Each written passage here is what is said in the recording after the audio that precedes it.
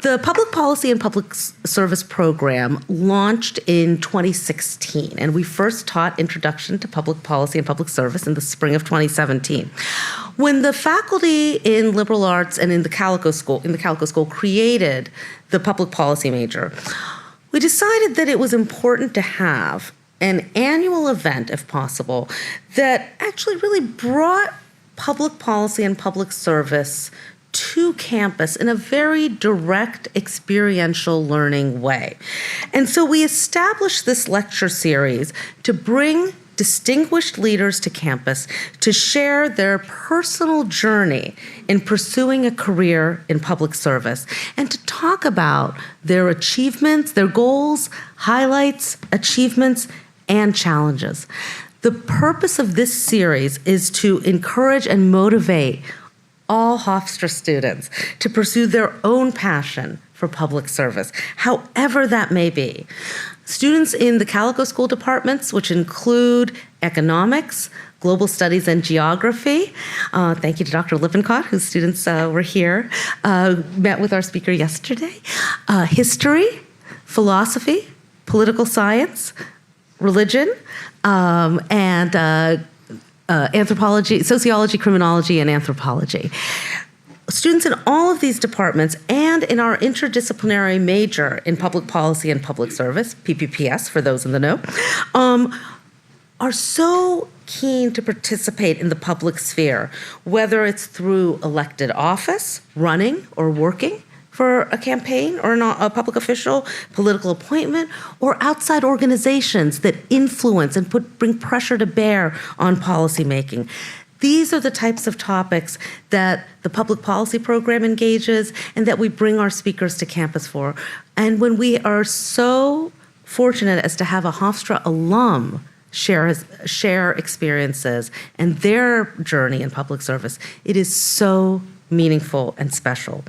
The title of today's talk is Private and Public Advocacy in the Age of Environmental, Social, and Governance Pushback: How Corporations, Non-Governmental Organizations, and Governments Are Shaping Rules for Tomorrow. To introduce our distinguished speaker, Mr. Eric Lopez, I'm going to turn to my colleague, Dr. Longmire. Thank you.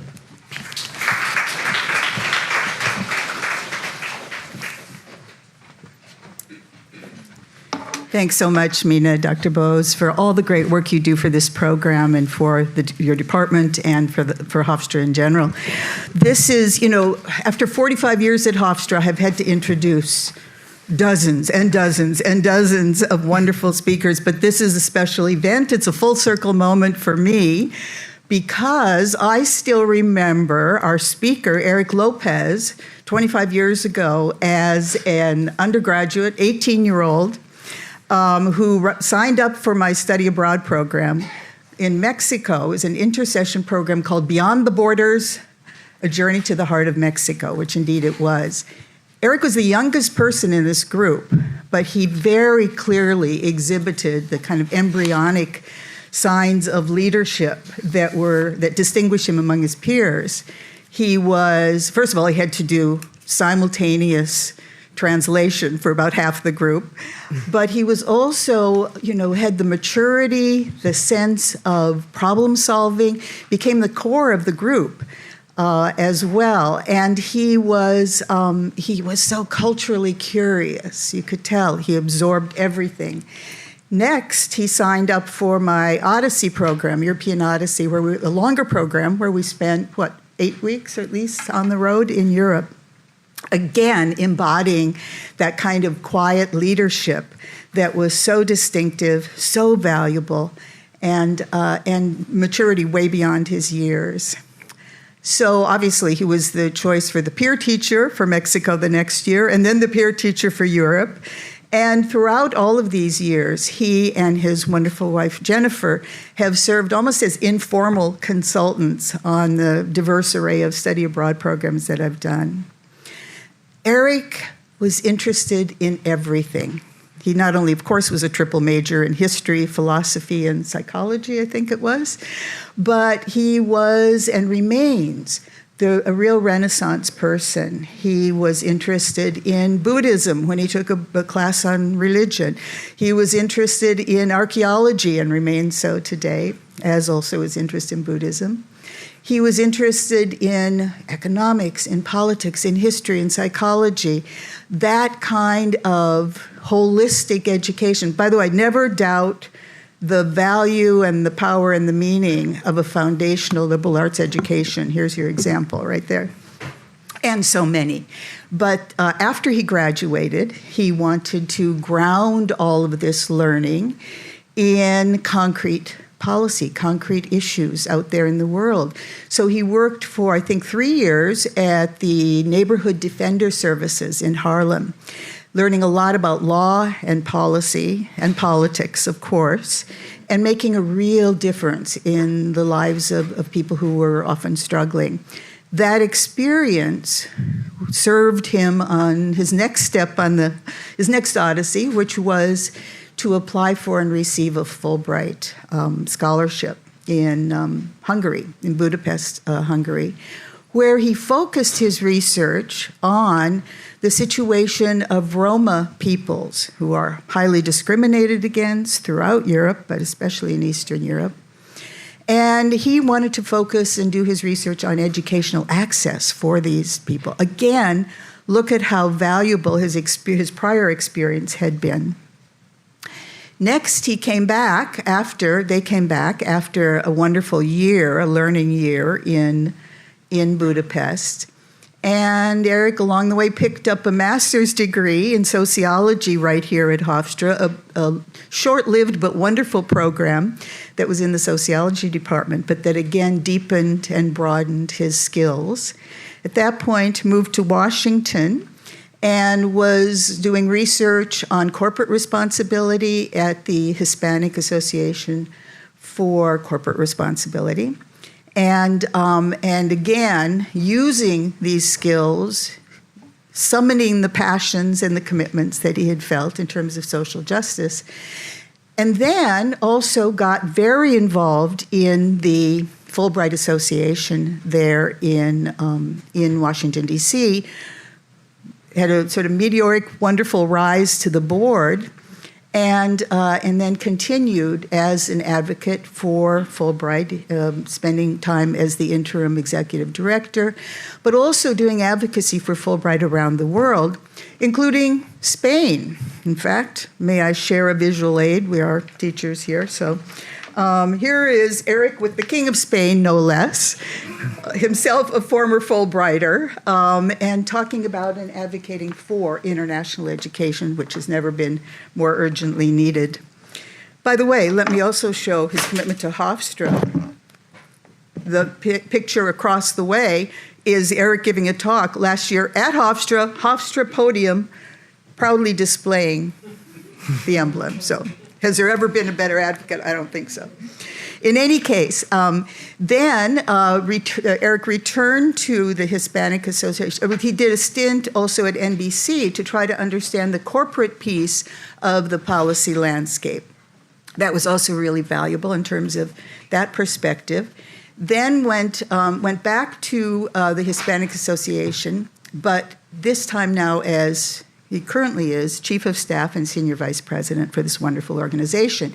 And in that capacity, this is a little bit name-droppy, but he went then to Davos, was asked to come to Davos, and so got to kind of view from above, and then on to Budapest. This was just a couple months ago, where I had the great joy of seeing him give a talk at the Budapest Castle. But it's important to remember, Eric doesn't just hang out with kings and give talks at castles. He is profoundly committed to social justice. He's on the board of a school in India that provides scholarships for talented but economically disadvantaged students. He is the founder of GlobeServe, which is a consulting organization that helps, again, facilitate these issues of public service globally. So I could go on, but I will try not to, and just say, how wonderful it is that he returns to Hofstra and is so committed to the work that we all do here. no matter how broad his experience internationally is, or how deeply and profoundly his work in social justice is, or how high he flies in terms of his own personal accomplishments, he always returns home. Returns here, home to Hofstra. So please join me in welcoming him home. Welcome home, Eric.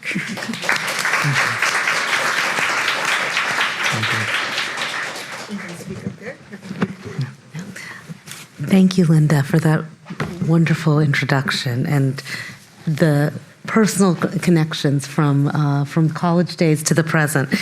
I think we're going to start with a conversation here, and then we'll open it up. We're going to leave plenty of time for questions, but I think maybe we'll start with Eric. We had shared some questions, but maybe I'll just ask you to give some opening remarks, if you'd like, and about your career path from Hofstra to your current position in Washington and everything in between. Thank you. Thank you, Dr. Bose. Thank you, Dr. Longmire, for that wonderful introduction. It's so amazing that after just 1 year of knowing you, since I'm 19, that you would give such a wonderful remarks about me. No, it's been an amazing experience. I came to Hofstra in the year 2000, spent 5 years here, and had my 3 concentrations in philosophy, history, and psychology, minored in business law, because I thought I wanted to go to law school. And Hofstra was, such a nurturing environment for that career path, should I have chosen that career path.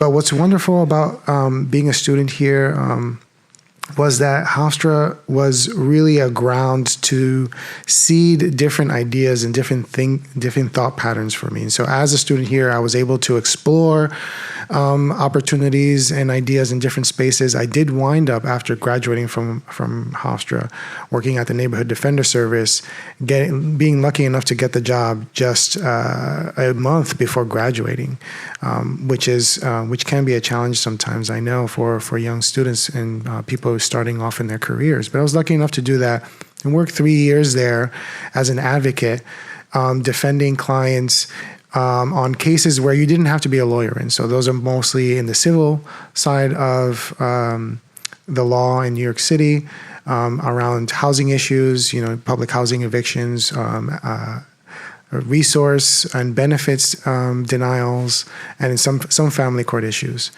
And I found my work there very fulfilling. Over the 3 years I was there, I only lost 2 cases.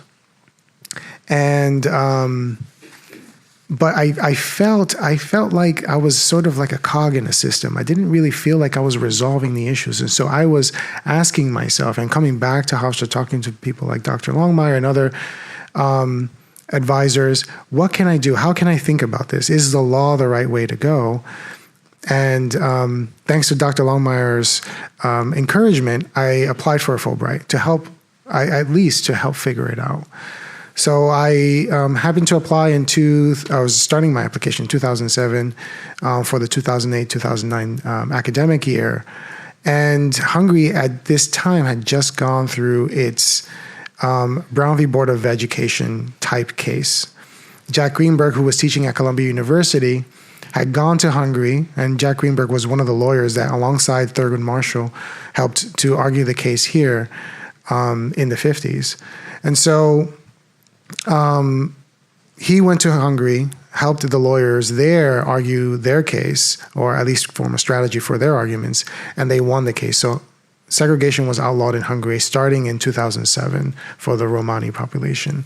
I was going there to see what the outcomes of this Supreme Court case was, along with the outcomes of an initiative that Hungary and 10 or 9 other Eastern European countries started together called the Decade of Roma Inclusion. And that was my application.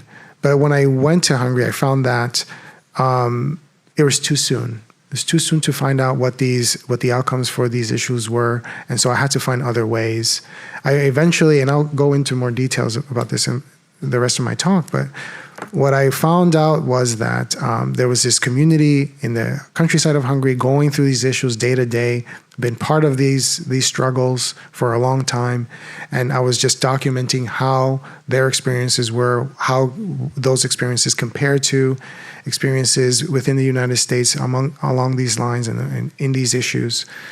And I published a paper on that. I came back to the United States, got my master's degree at Hofstra because I wanted to figure out how to effectively use the stories that I heard in Hungary and the data that I was able to collect there. And as part of the master's program that I was in here, you had to do a practical fellowship or an internship that applied some of the things that you learned throughout the 2 years that you were doing your coursework. And that's when I came across a flyer for a program that Dr. Parati, who's here, I think, she was managing, there she is, that took fellows and interns to Washington, D.C. And it was through this program that I was able to intern in the White House Office of Management and Budget. And it was one of the most amazing experiences that I've ever had in my life. And it was life-changing in a lot of ways because it is the reason why I decided to stay in Washington, D.C. and why we live there now. So after being in Washington, D.C. and being in the Office of Management and Budget, wasn't able to start off a career in the OMB, but I eventually went on to work for other nonprofits in the D.C. area, and then wound up as Dr. Longmire and Dr. Bose said, in the corporate space and then back into the nonprofit space. So that's where I am now. And that's how my experience here at Hofstra really seeded a lot of those experiences. So I'm very, very proud to be a Hofstra graduate because of that. Okay. Thank you.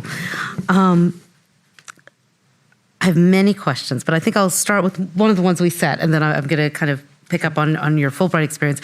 But this is a historic year, 2026, in many ways for the United States with the semi-quincentennial of the Declaration of Independence, and for the Fulbright program, which was founded in 1946 and is celebrating its 80th anniversary.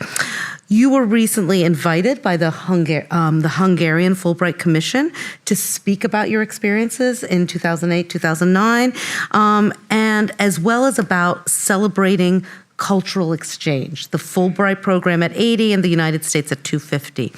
Could you tell us a little bit about the importance of cultural change in the 21st century and how students study abroad is kind of a natural route for that, but other ways to achieve that kind of cultural exchange and immersion?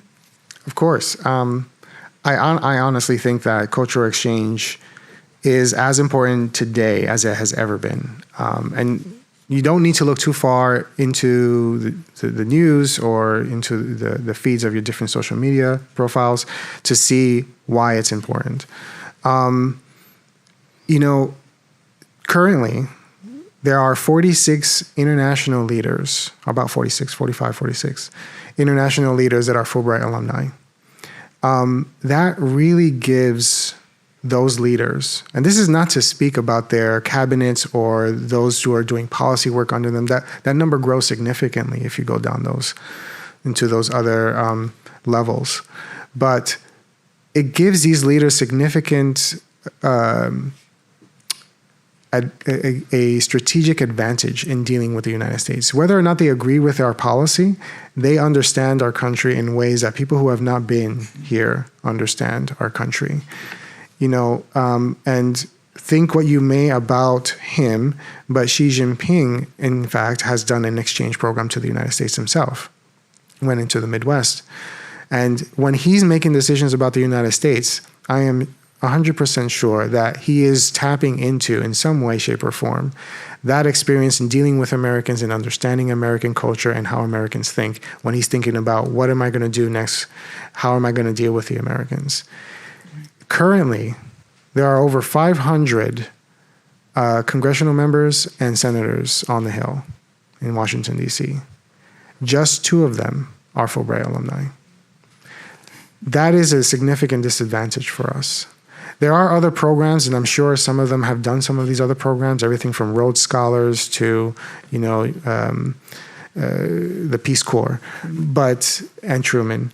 But there's a significant disadvantage and a lack of experience in dealing with other countries and other cultures. And I think that in this moment, right now, when there's so much change and so much going on and so much at stake, we need to understand each other more. So I would encourage cultural exchanges to grow. I encourage every student in here or otherwise, because there are no age limits to the Fulbright program, to apply for a Fulbright and learn about other cultures. Share your expertise with other countries and our neighbors so that you can learn from each other. And in fact, I would say that cultural exchange shouldn't be limited to international travel. There needs to be cultural exchanges here in this country. How am I going to understand how someone from Texas is thinking when doing with them if I've never met someone from Texas or understand where they're coming from or been to where they've been to? I've been to a lot of countries around the world, but I'm making a very concerted effort to go to more places that I've been to here so I can understand my own country people. And I think that that's significant. So I think that it's important, and I think it should expand and grow. That's the short answer. Okay. I just heard an interview with Werner Herzog, the filmmaker, lives in LA, and he said all these people that left the Midwest should go back. If you want to do culture exchange, exactly your point, they should go back to the Midwest and other places to try to have a real discussion with people about things. So, point well taken. Should I ask another question and then I'll turn to you? Yeah, okay. I have a follow-up here based on your Fulbright experience and particularly just how important your proposal was to kind of take the Brown decision of Hungary and look at how it was applied, right, in practice. And without going into an American politics lesson here, but I think every student in this classroom who's taken American politics or really even history or government in high school, if there are two court cases that people know, it's Marbury versus Madison and Brown v. Board of Education. I just can't think of, there are other significant ones, but those stand out. And yet we also know that while Brown v. Board of Education established that, right, separate but equal is inherently unequal, it took another decade for Congress to pass the Civil Rights Act, the Voting Rights Act of 1965. And again, we could go into a long discussion of access to education and the challenges of putting a judicial ruling into practice. What did you find in your year in Hungary, in your experience there? And do you think, are there lessons to take from kind of these two cases of how you achieve equality, right, in practice? Yeah, no, that's an excellent question. I'll say this. I'll start with the end, and I'll work my way back. Okay. Which is that if you look at the education system here, the Department of Education or any school district, I would find it very difficult to believe that in any one of these places we have achieved what the Civil Rights Act or Brown v. Board of Ed was trying to fight against. We're still doing that for the most part, and it's been how many decades? And so when I applied to go to Hungary, and this is just a little critique on myself, I think I was a little bit naive to think that I would see things immediately after. It takes a long time. In a lot of, while things have changed, and I'm sure some things have improved, I've seen some interviews of Romani students and activists since then that still are saying that some of these same issues, particularly the issues that they were taken to court for, are still going on. And I'm not too surprised to hear that.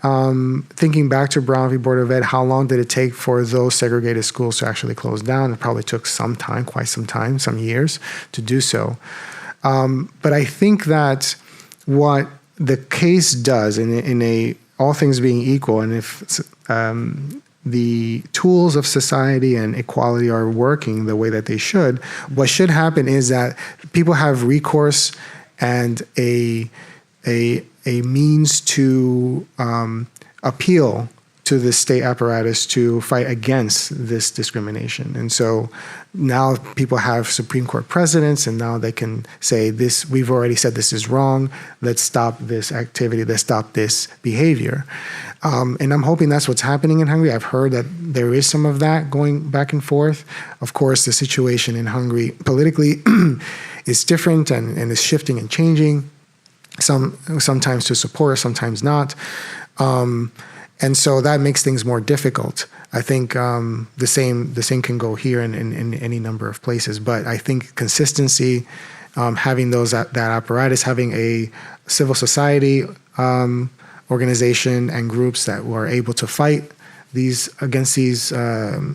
practices is going to be important, and that they're allowed to exist, even. And we have to say that because in some cases they're either outlawed or taken out of existence, and the community no longer then has any ways to appeal to these larger governmental institutions. So having that is what it takes. Having some time, having some patience, but staying the course, of course. I think also the other factor, and very much so in the Hungary case, is pressure from without. So there, for example, the pressure has to come from the European Union, and has, to some extent, sometimes counterproductively, since there's resistance to those changes. And maybe, if we look at the history in the United States too, where did the pressure, the political will has to come from the larger entity often. So there has to be, as you're pointing out, that change from within, not only of laws, but of hearts and minds and culture. But those pressures from outside the boundaries, and as I say, particularly in a place like Hungary, which is somewhat resistance to change inspired by the European Union.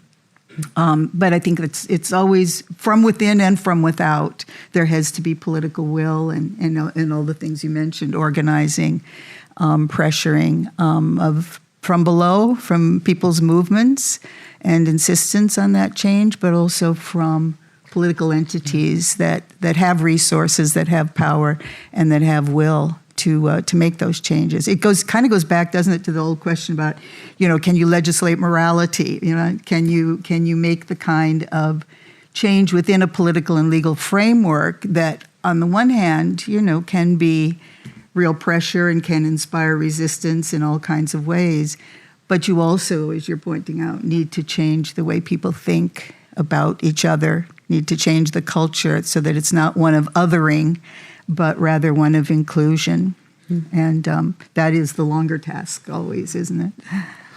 If I can pick up on that point, because I want to move to what you're doing now in Washington, but I think it would be remiss to pick up on the point that Linda just made about pressures from outside on government, and how to kind of pick up on your multiple study abroad experiences, both here with Dr. Longmire, through Dr. Longmire's amazing opportunities, and then through the Fulbright.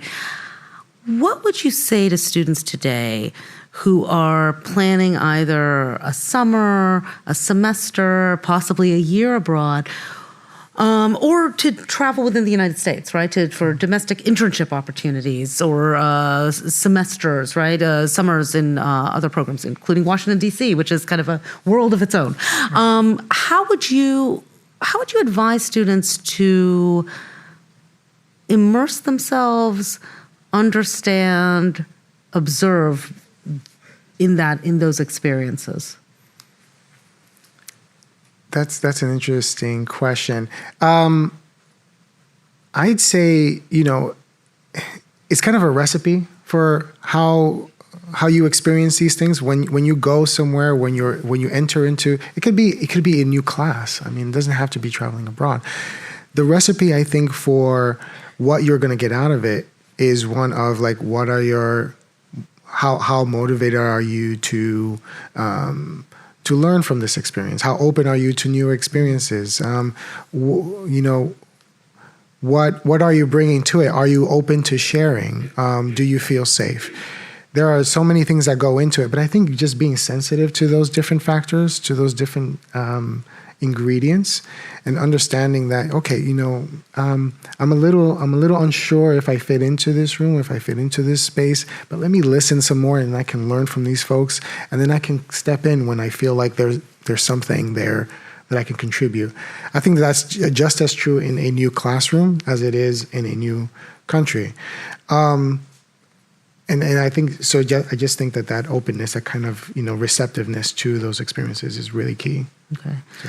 This is, I have a kind of different take on it in that I've, over the years with my Odyssey program, become a great believer in uncertainty, and that somehow by, getting people out of their comfort zone, that being able to step into, like Eric, I think, was always open to learning, whether or not it was in the classroom, whether or not it was on the road, whether or not it was in all these different spaces. Mm-hmm. But I think sometimes we need that direct experiential education in the world in order to kind of, and maybe particularly as Americans, to jostle ourselves out of, we live in a culture of distraction and denial in many cases. And so to be able to shake that up a bit. And the reason I liked the on-the-road model, the mobile classroom model, was because people didn't get too comfortable in any one place.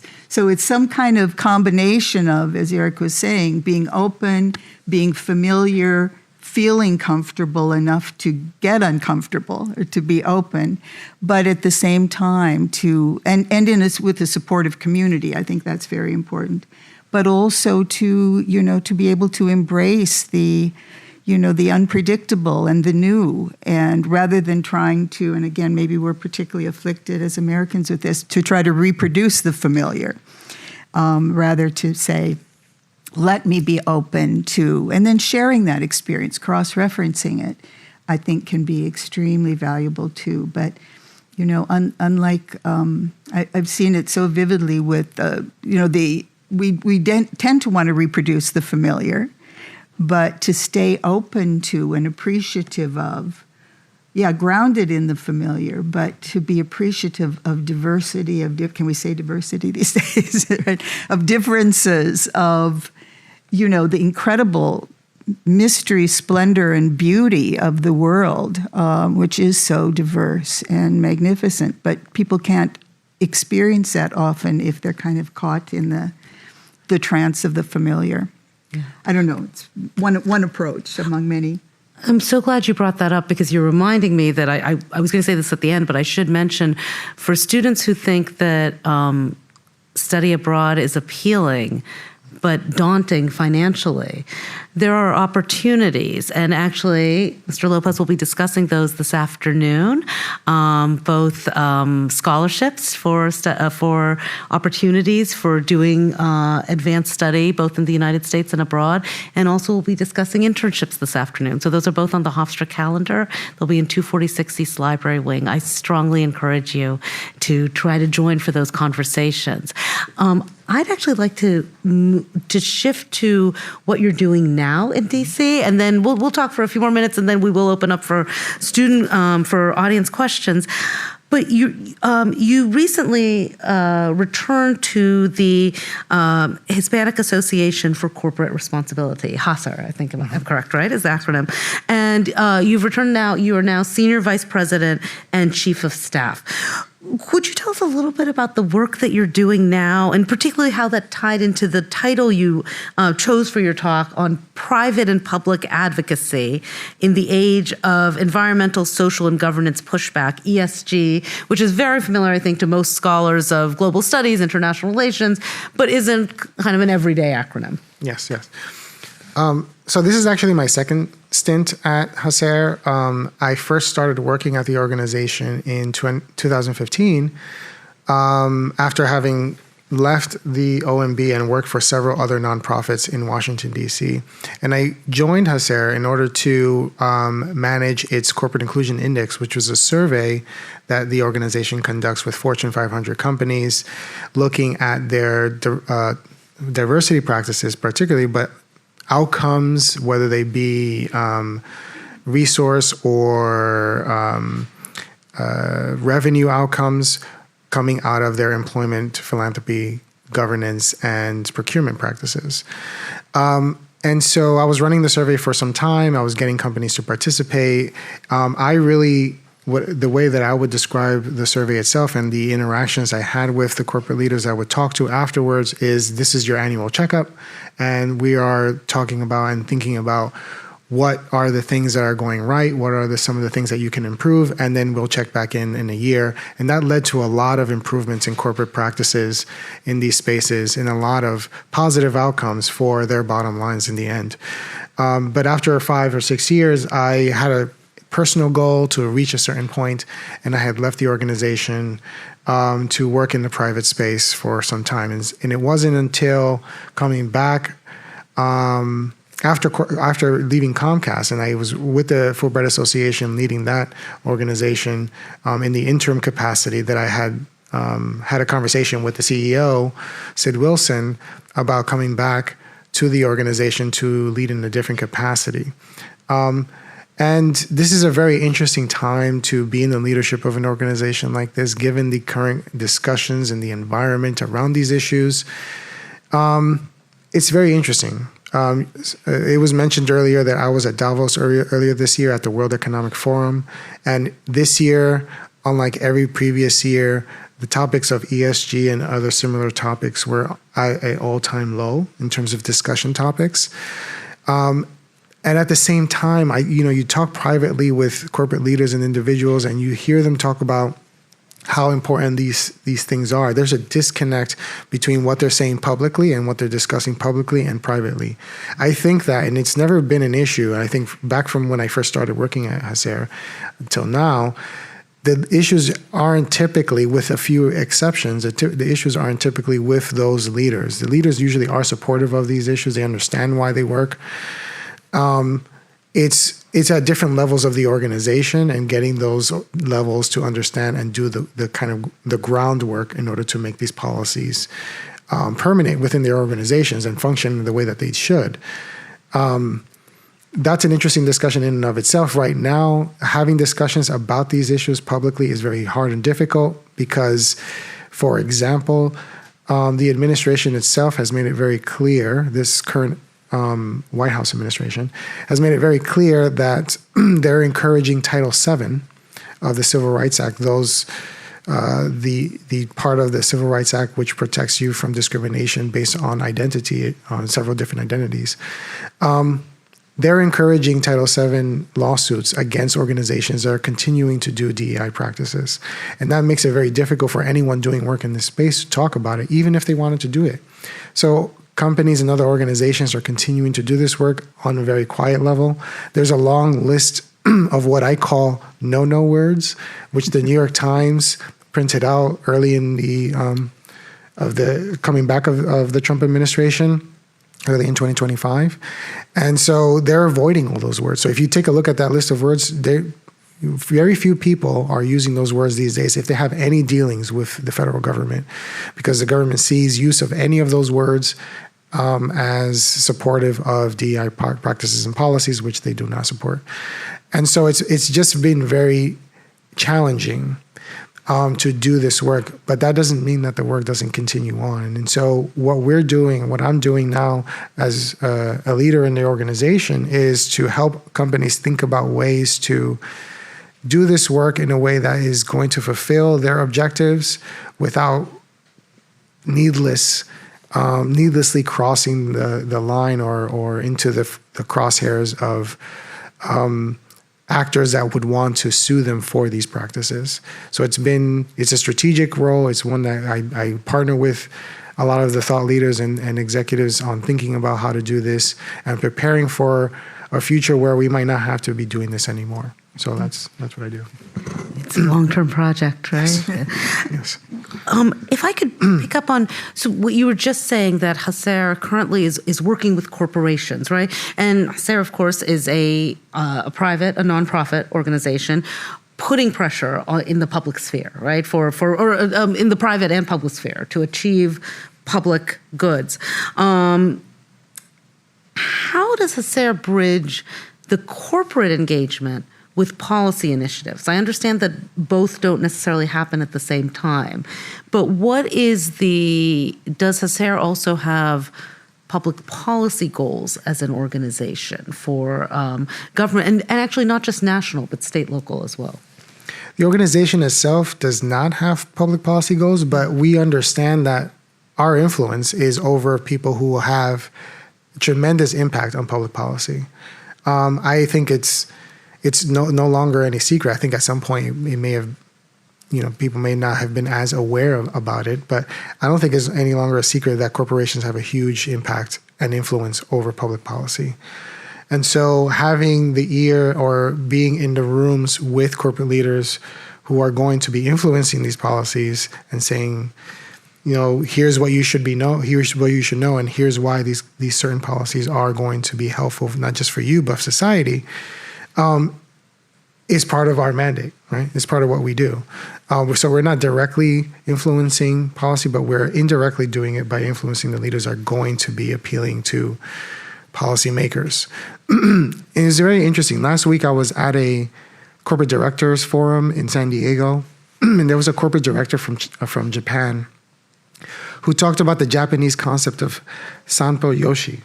Mm-hmm. And it was very interesting because I feel like this is a concept that is intuitively true and it rings true, but is often forgotten, particularly one of the pieces of it. And what sanpo yoshi speaks about is that any good business interaction has three pieces. It has the benefit to the seller, the benefit to the buyer, and the benefit to society. And I feel like a lot of times, particularly in our corporate culture in this country, the third is forgotten. And so HACR is there to sort of be the reminder of let's not forget our neighbors and our communities when we're making these deals and doing business on a day-to-day basis. Yeah. Thank you. Linda, did you follow? Oh, sure. A million questions, but I already know the answers to most of them. But I'd love to go back to study abroad because that's for me one of my big passions, or has been, as it winds down. But one of the things that I think is so important in talking about any of these spaces, but particularly with study abroad as well, and maybe particularly with America, is the need for community, the need for solidarity. And as you were saying about the third principle, how it is that we recognize, particularly as Americans, that we are communities, we are a community in these times of conflict especially, and how important that is. And maybe part of it is, our hyper-individualism as Americans, which is, of course, both our strength and our weakness in so many ways. And I think that whether or not we're talking about educational spaces, corporate spaces, or, NGOs and community organizations of various sorts, how is it that we can foster that sense of community, particularly, again, in these times where people are either turned against each other or see, themselves as one against the world, or so many manifestations, I think, of the distress and unhappiness that people are facing, and maybe particularly as young people in this very individualistic world that we live in. And I know, there doesn't have to be a conflict necessarily between, we would hope, a healthy form of individuality and self-responsibility. But I think this sort of absence of an ethos of community is something that afflicts so much of our culture, maybe especially, but the world in general. So I'm curious as to, from an educational point of view, or even a sort of the efficiency of a corporate entity, what are some things that might help foster that sense of community, solidarity, cooperation, civility, all of the things that go with that in some respects almost sound old-fashioned these days? Or am I being too harsh? No, and that's definitely true. I think certainly being in a space or in a culture, whether that be in the work culture or in the community or in the school, being in a culture where we have the ability and a space to know each other, to have a space of meeting, is extremely important. And we talked about this about studying abroad. I mean, I learned that certainly while doing that, and I carry that to my day-to-day work. But I can tell you that people who don't have that experience are not necessarily going to do that as their initial. It's not their gut instinct. They don't go towards let's get to know each other. They go towards, here are my points. Here's why I am right, and here's why you have to do what I say. Yeah. And it's sometimes hard work to sort of get to a place where you can really have an equal conversation with the decision makers. in several spaces, whether that be on the Hill with corporate leaders or in other spaces. So you have to be there. But I think it's having the space and the ability, not just a physical space, but a space, cultural space, a mental space where you can come and talk to people who are different, have access to people who are not like you or who you have to deal with and have opposing interests. There's not many spaces like that left in the United States, unfortunately. And I think that is what is needed to bring about what you're saying.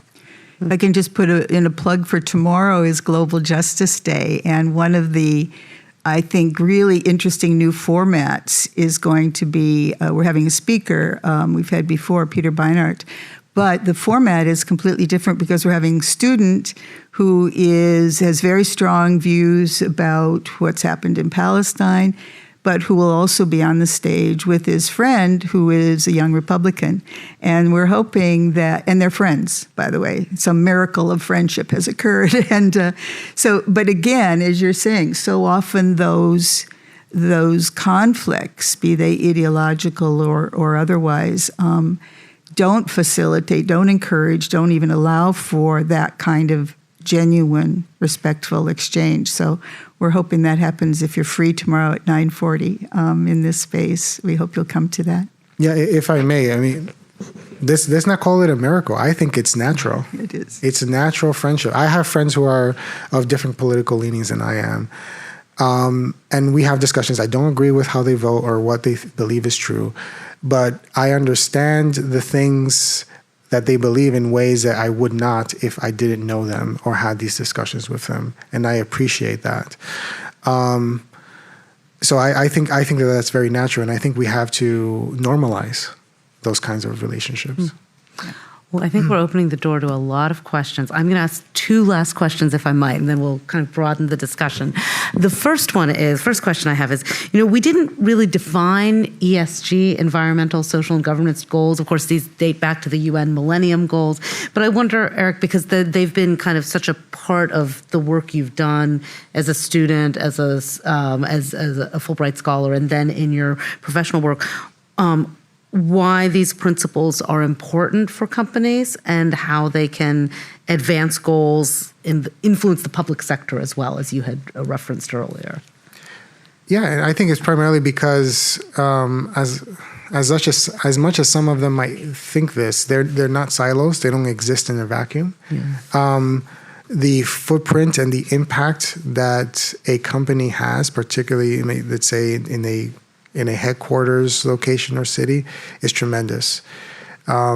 Their footprint in terms of their economic power, how much jobs they create, the environmental impact, the potential to influence or impact local policy on a number of issues is tremendous. And so I think that given that, it's extremely important for them to acknowledge that and to be aware of it and to make decisions based on the fact that they in actuality have this impact.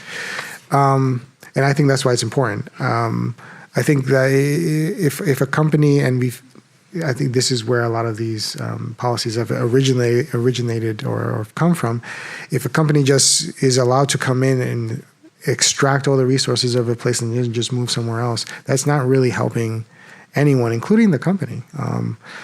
So it's why I think it's important. It's why I think more acknowledgement and awareness of this should be normalized in a way. And we really, our future really depends on this knowledge. I have follow-ups on all of those, but I'll let students speak first. But let me ask a last question, actually, which leads us directly into students. What advice do you have today for students here? And we have first years through seniors, right, who are, either continuing to make decisions about experiential learning opportunities in college, or are moving toward starting their professional pathways post-college. What advice would you give them in 2026? Yeah, 2026. This year, it's 21 years since I graduated. And the world is, I have to say, completely different in a lot of ways. So much is familiar. And I'm walking, I was telling to someone else, I walk around campus and if I'm walking along a familiar path that I used to take to class, I almost feel like I'm a student again. But the reality is that the world is very, very different than it was back then. And there are certain things that young professionals, college students, and others who are just entering into this world, entering into the quote-unquote adult world, should consider. And I think that one is that even if your major and your passion will remain and continue to be very important to how well you do your job and how attractive you are to certain employers, there are other things to consider in today's world. Top of mind for the decision makers and those who are doing the hirings these days, as is going to come as no surprise to you, is AI. And I think that some level of AI literacy is going to be very important for the future of work. And I want to be careful and couch that just frame that a little bit, because I don't mean by AI literacy, what I don't mean by that is AI dependency. That doesn't mean that we're going to favor in the future folks who just let AI do all the work for them. I don't think that's really necessarily what will happen.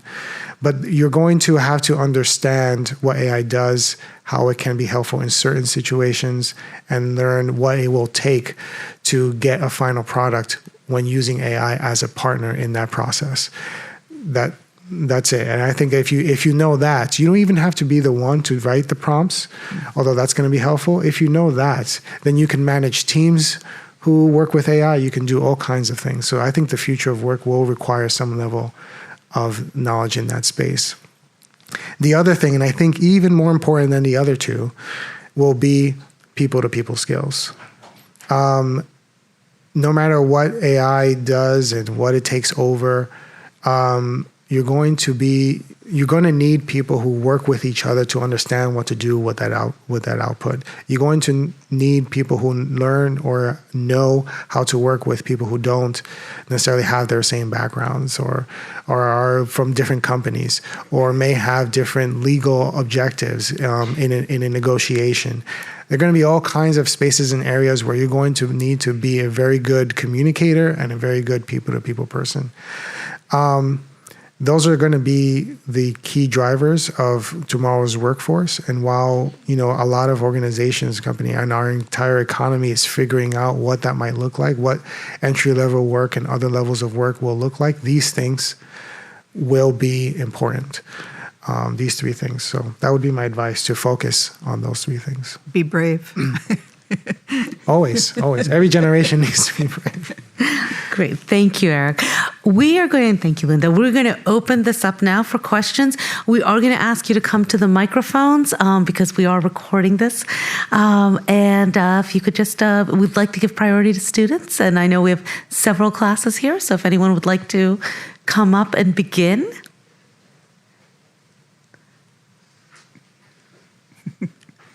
Don't be shy. We'll begin with a professor and then move to a student. Okay, well, yeah. You have to go up. Can you go up there? That is my first time.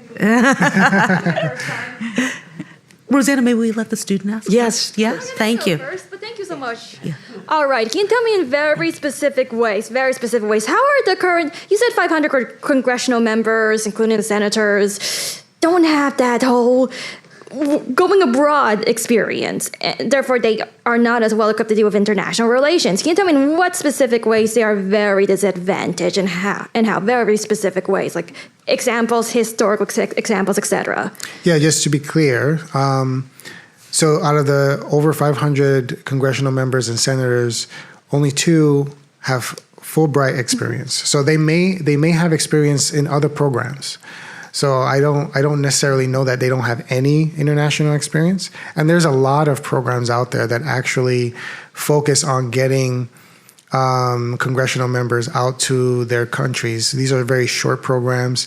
For example, I participated in the U.S.-Spain Council program, which some senators and congressional members go to Spain and just figure out and understand what are the opportunities, both politically and economically, to partner with Spain on different things. And a lot of different countries have this. I know Japan has one, Israel has one. There are a lot of countries that have them. So they may be participating in other programs, but an extensive program where you have in-depth knowledge and in-depth experience with the country and culture that you're going to, like Fulbright. There are fewer congressional members that have participated in these programs over the years.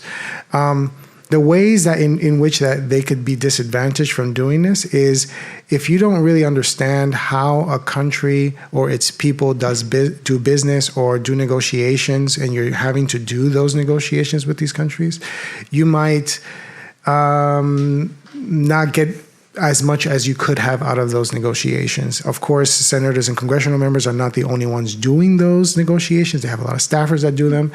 But I think as the decision makers, as the leaders of their offices, it is very important for them to understand how these negotiations happen. What are the advantages? How can you approach this problem? Or what are the words that you could use in order to smooth over these negotiations and make them more advantageous to their constituents? That's their job. Mm-hmm.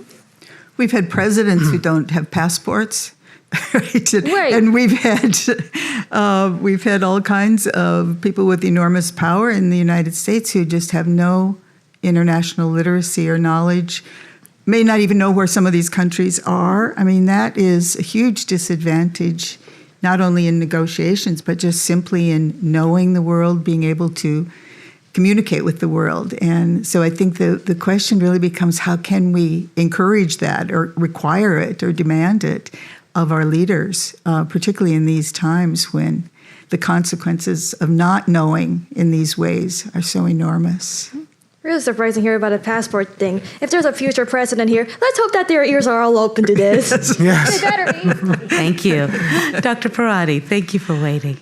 I want to just preface this by saying that we have here a representative from the SUNY Washington Semester Program, which is a program of which you are an alumnus, Casey Capoletti, and she has a display back here. So if students are interested in a Washington experience, be sure to stop by the table and talk to Casey.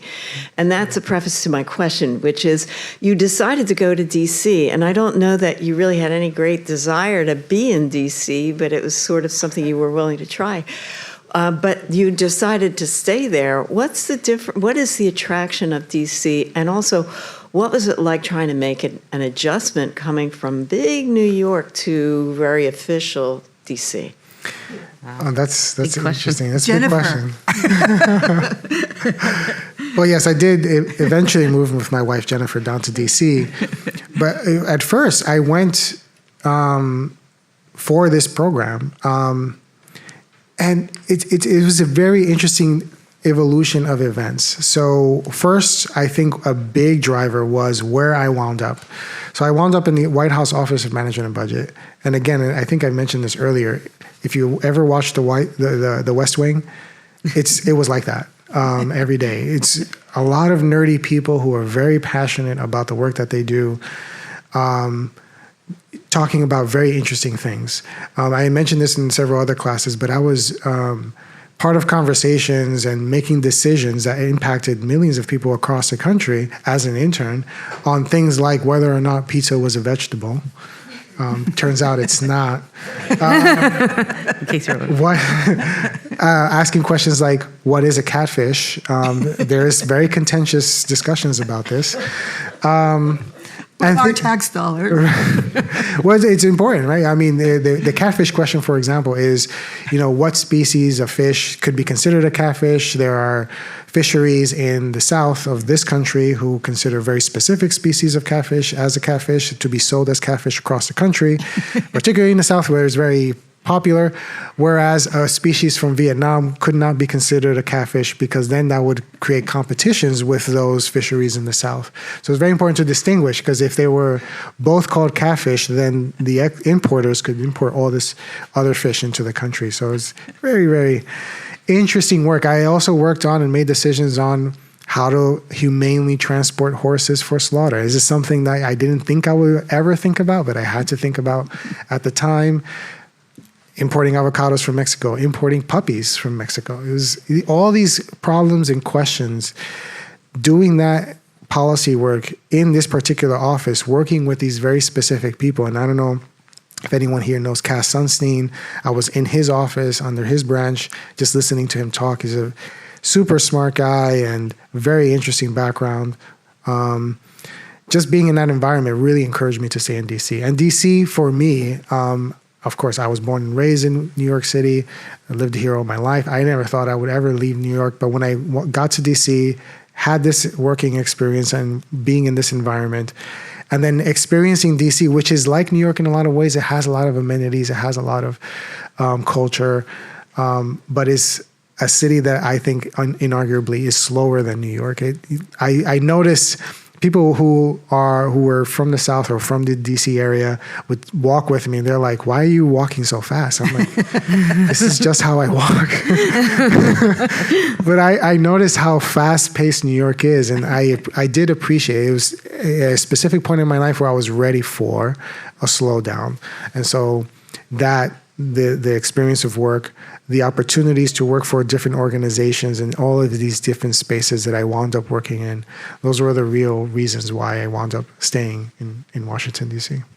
Let me pick up with a question from that, and then I know students have prepared questions, so hopefully they'll start coming up. But when you talked about the many different assignments you had in this first position in OMB, the decisions you were considering, whether it be pizza or how to define, and I remember that catfish debate. It made the news, right? The discussions of and dealing with questions of trade and small businesses. So there are some significant policy implications. It seems to me within public policy classes, we talk a lot about how you have to become kind of an instant expert in so many different fields, that one of the challenges is you can't possibly know everything about everything, right? How do you navigate that? How do you develop that skill of becoming kind of the expert on transportation or the expert on exports or on trade imbalances? Yeah, no, it's very interesting. Very interesting to think about. Liberal arts education. Yes. Having a well-rounded education is certainly part of it. I do not feel, I have yet to feel like really out of place in any conversation that I've been in, whether in the policy space or otherwise. So that having that background really does help. But also specifically at the OMB, the objective of OIRA, or the Office of Information and Regulatory Affairs, where I was to ensure that the president's objectives, particularly under the Paperwork Reduction Act, were being followed. And so while all of these different issues were coming in on things that I certainly was not an expert on, I understood what my objective was to hear them out, hear what the objectives of their policies were or their proposed forms, and ask myself at the end of those conversations, does this go against the Paperwork Reduction Act? Is there an issue here with the Paperwork Reduction Act? And if there wasn't, and there were very specific things to do, then I think I knew that was a policy that could pass through and go on into practice. But, I didn't start off being able to make these decisions. The first couple of months in that position, I was oftentimes going to my supervisor and asking her whether or not my thinking or my rationale for why this was or wasn't a case for a policy to pass through, why it was or wasn't so. But this is going into a separate topic, which is more about imposter syndrome. For all those months I was there, I thought, I was like, I'm not an expert. I don't know how to do this. This is something that is impacting so many people. I have to check with someone before I say yes or no on this. And she had a really huge impact on my career and how I think about myself, because she knew that I prepared and had done my research on this topic. She knew that I had looked at and done the cross-referencing with the Paperwork Reduction Act. And so after a while, she asked me, "Do you think it's ready?" And she's like, I said yes. And she said, then I don't need to check it. You can go ahead and go forward with it. And to just be given that huge amount of responsibility was a big impact on my confidence in the policy space, and that really helped a lot. So it's having good leaders as well as having that knowledge that I think really helps a lot. Yeah, plus of the governance part, right, that we were talking about earlier. Yeah. Dr. Lebreska, please. Unless there's a student, I'll gladly step aside. So I so appreciate so many things that you've said for our civic engagement students here, because your career is an example of civic engagement in lots of different venues, that it doesn't have to be just the nonprofit area. It doesn't just have to be that you're labeled an activist, that there's many ways in which you can be civically engaged. So thank you for that. So my students are about to, when they come back from vacation, they're going to be interviewing an activist or organizer and deriving lessons and finding out what their day-to-day lives are like and things like that.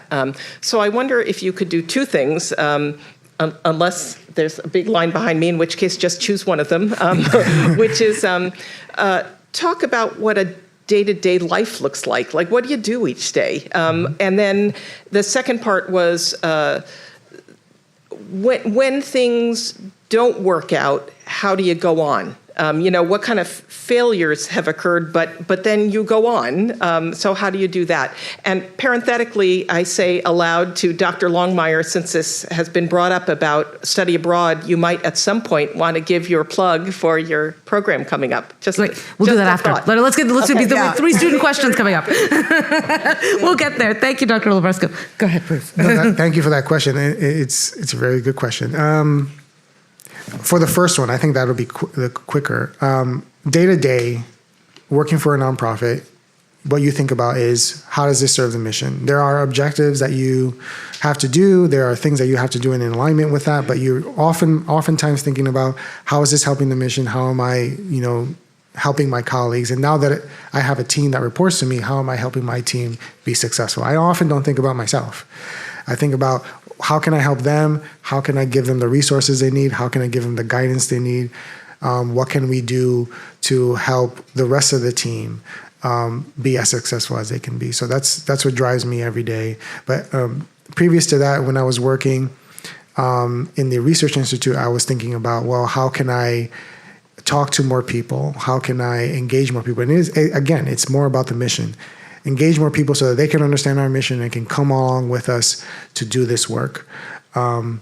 In government, it was more about how are we fulfilling our mission as civil servants to do this work and to work for the American people. Every time we were in a meeting, I think there was oftentimes a discussion or some talking point about, we serve at the pleasure of the president for the American people. And that was the thinking then. I don't know if that's the thinking now, but that was the thinking then. And then lastly, in corporations, is a bit different. In corporate America, the thinking is more around how can we work towards the bottom line. But even if you're doing work that is community facing, you still have to think about, well, that work is important for the corporation because we have an objective to sell X amount of widgets. And by doing this, we're going to look good and people are going to buy our widgets. There's a lot of motivation, not that people are not motivated by good, not that there aren't good people there, but they have to, in the back of their mind, no matter how much they want to do good, they have to also think about how am I going to also convince my boss that this is the right thing to do because we're going to sell more widgets. So there's that. And that's just the nature of businesses. They have to make money to survive. They can't do work. It's sort of like no money, no mission type of mentality when you're working in the community-facing space in corporate America. So that's the first question. And I'm sorry, the second question. You can skip the second because there's other people in line. Okay, I'll come back to it. And I can tell you again at the end if there's time, and if not, no worries. Okay. Thank you, Dr. Lebreska. So I saw 1, 2, 3 questions. So please, go ahead.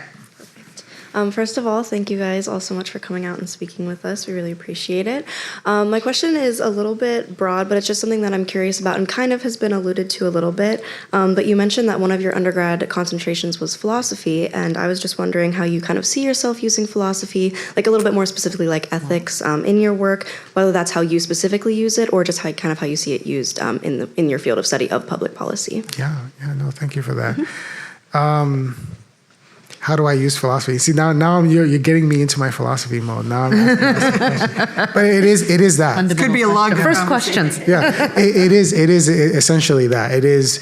I saw the study of philosophy as being a training ground for how to ask questions, and I think that that has influenced my professional career because it allows me to take a pause and sort of evaluate the situation and say, what's going on here? What are the motivators? Why are we doing this? What are the moral underpinnings? What are the motivations for people wanting to do this work? Philosophy really gave me a good ground to be able to ask those questions, ask those right questions, not just of other people, but of myself. Why am I doing this? Am I motivated by the right things here? So it has helped me tremendously in thinking about how to move forward, how to navigate in my day-to-day life, and how to make decisions. Thank you. You stepped up next. You can go for it. You can go. Are you sure? I like to. Okay. The teamwork is wonderful. Yeah, I like Go ahead. Ooh, people are tall. Okay, I'm not. So at the beginning of this discussion, you spoke about the importance of cultural exchange. So my question is, do you believe that the desire to seek out cultural exchange, domestically or internationally, is influenced by the type of media a potential future policymaker and or decision maker was exposed to as a child and teenager, because those are some formative years? Yes. The answer is yes. And here's why. If it wasn't for Dr. Longmire, I would not have thought, I did not know about studying abroad or going abroad for reasons other than going on vacation, or the possibility of doing anything like that, because it wasn't really part of my growing up. It wasn't mentioned. It wasn't part of that. And I know that for many, the lack of knowledge for these kinds of programs is a real deterrent. For me, for example, my Fulbright, and I'll confess this here, the Fulbright that I wound up doing was actually not my first Fulbright application. It was the second. Because the first one that, again, Dr. Longmire had encouraged me to do was one where I thought it was interesting. I was going to look at the impact of arbitration in former Soviet countries, and I was going to go to Mongolia to look at this. And Mongolia wasn't my idea. And I had not submitted that application. I did all the work. I had done all the research. We got the letters. I didn't submit because I looked at the roster of Fulbrighters from the past, alumni and people who had done it, and I didn't see myself. I said, "That's not me. This program is not for me. They're going to say no, and so I shouldn't apply." But Dr. Longmire was persistent, and so she convinced me again to apply, and I am very, very grateful for that. But not having this exposure, not knowing anyone in the Fulbright space, this was something that really held me back. And if it wasn't for that kind of encouragement to go into these spaces, I wouldn't have done it. The same thing for law. I mean, I had mentioned earlier that I had come to Hofstra with the intentions of going to law school. But the reason why I never wound up applying, although a lot of things that happened in my life, I was busy anyway, but the reason why I never really submitted an application or taken my LSAT was because I was afraid that the evaluation of my application or LSAT grade would mean that everybody would see that I wasn't worthy. So, and not having enough lawyers to talk to, not having enough people in my life who could reflect that. Not that there weren't people who I looked up to or believed in me. Where I was growing up in the South Bronx, in my building, there was a whole community. Everybody in the building knows each other. We spent Christmases together. It was very fun, a very communal space. And I had two very loving and encouraging parents. But the elders in my building, they would call me licenciado, which is the Spanish word for just like a lawyer. So everybody had these expectations of me. So it was a bit of pressure, but I didn't want to let them down. I was like, I don't know that I can do this. And so it took me a long time to overcome that. And I think I'm at a place where I'm much more comfortable, much more confident in my accomplishments, but it takes time.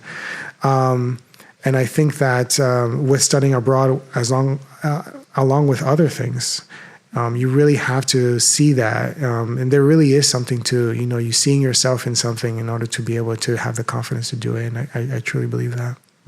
Thank you. Please. Hi, I have 3 questions. Sure. We might be here for a bit.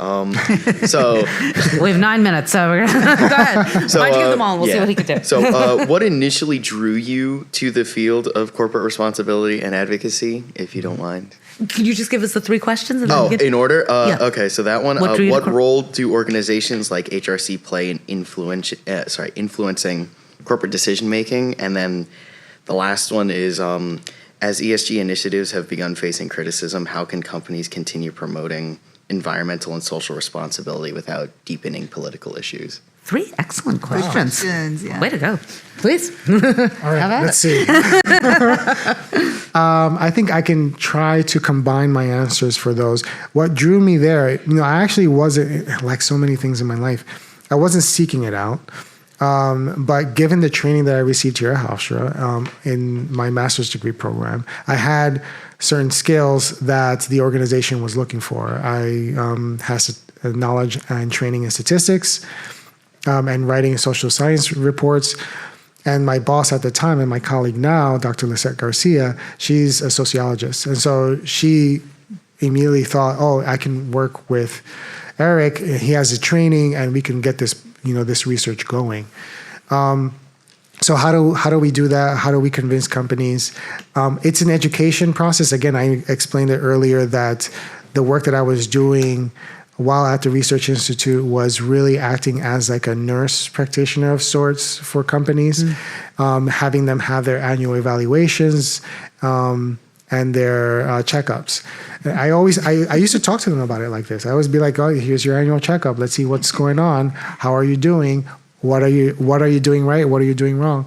And we used to treat it that way. And it really helped them understand how changes in their practices and policies could lead to positive impacts in these different communities. And that helped a lot in terms of advising them. And it's all about knowledge. It's the same reason why going to your medical professional when you don't feel well or just to get a general checkup is very helpful to determine what you should do in order to keep your health as stable as possible. The same reason. Now, the issue right now, given that we're not able to collect this data anymore, this is a particular point in time where companies are no longer participating in these kinds of surveys, is that they don't know what they're doing right or wrong.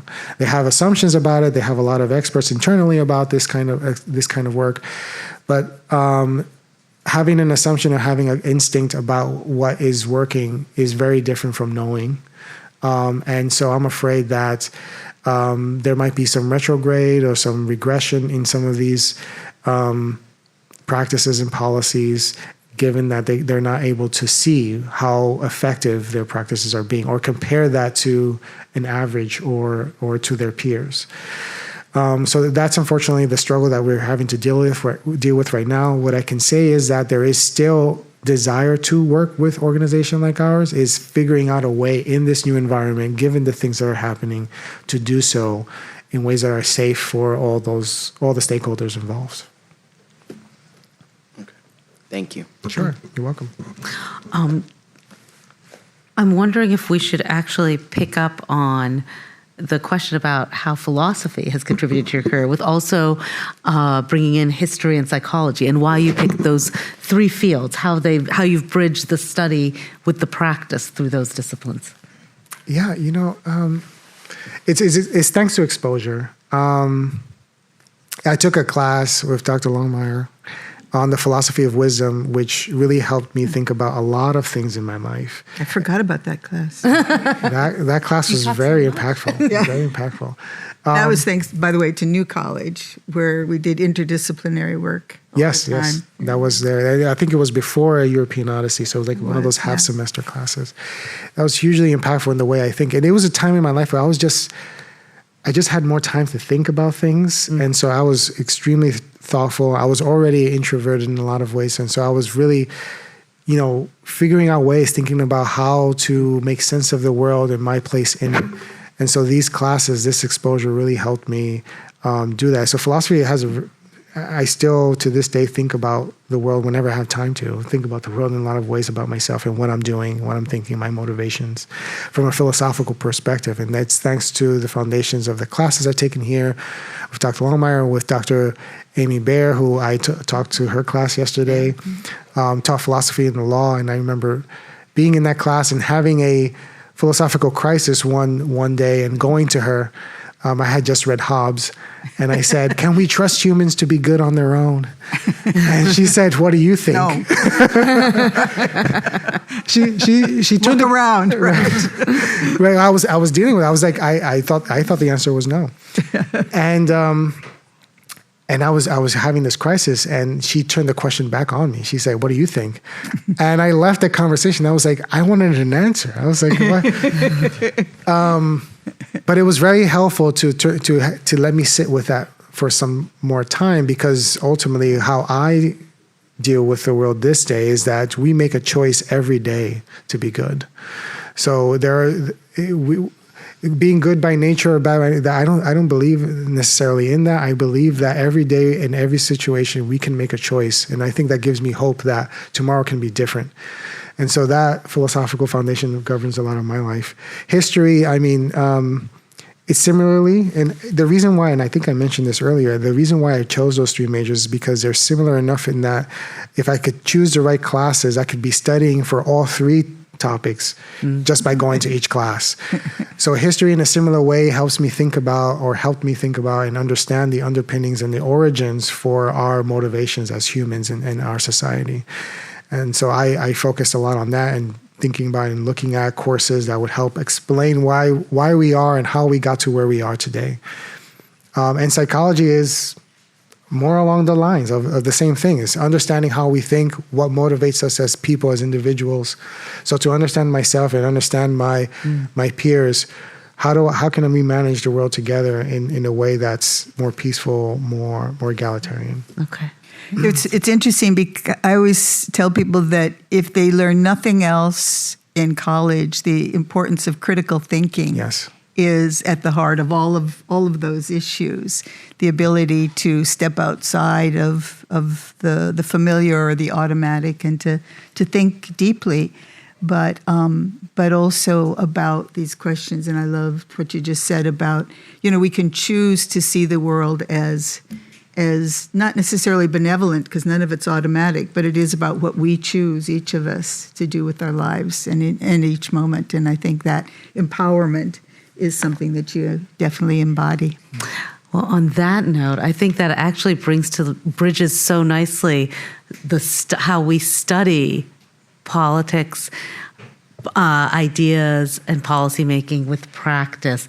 And through our coursework, through experiential learning opportunities. Dr. Longmire, I believe you have the Ireland program this year, is that right? Well, it's up. It's a little tenuous at the moment because my co-faculty member has a family emergency and can't join me, and that's a requirement is you have two faculty. So if there are any volunteers. We'll end on the note might be salvaged.